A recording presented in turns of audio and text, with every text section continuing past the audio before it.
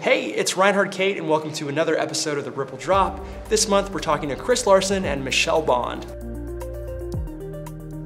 How do blockchain and digital assets help build out the Internet of Value? It's an infrastructure for moving value around the world, and that's both the distributed ledgers as well as the interoperability layer, ILP for example.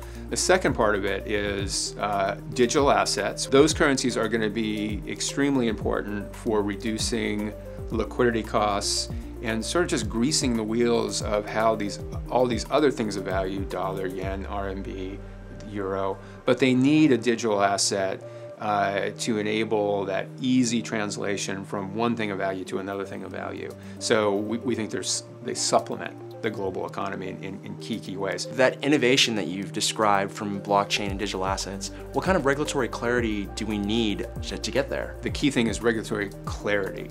Not necessarily less regulation.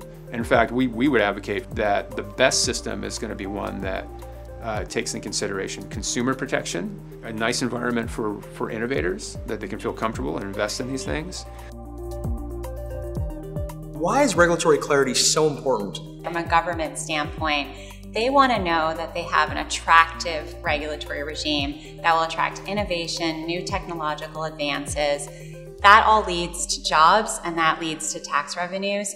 From a business standpoint, it's also very important. And that's because if a business is going to set up shop in a jurisdiction, they want to know that they will have certainty in what the rules are that they need to abide by. What kind of jurisdictions around the world can the US look to as a positive example?